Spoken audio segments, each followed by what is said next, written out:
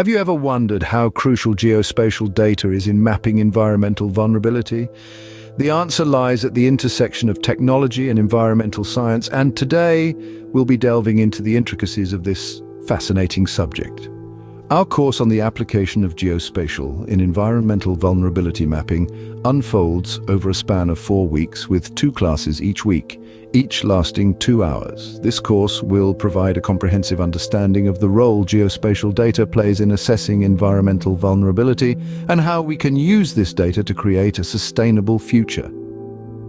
In our first week, we begin with an introduction to the many applications of geospatial data in environmental vulnerability.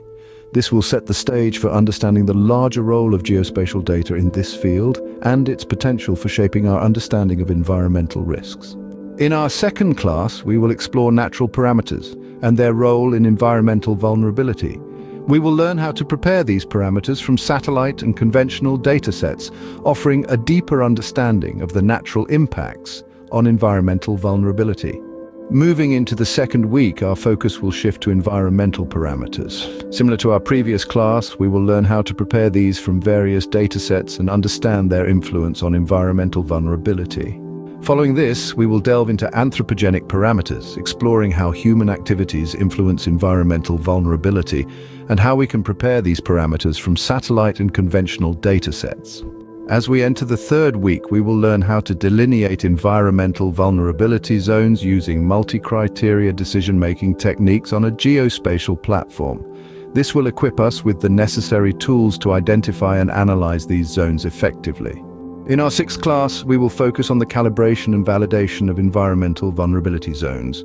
This will ensure that our zone delineation is accurate and reliable, a vital step in effective environmental planning.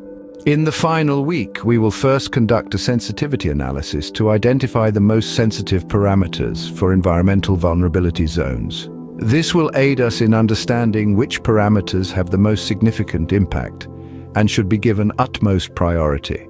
And finally, in our last class, we will discuss how to generate good policy for sustainable environmental planning and management. This will tie together all the knowledge we've gained throughout the course and apply it to real-world policy making.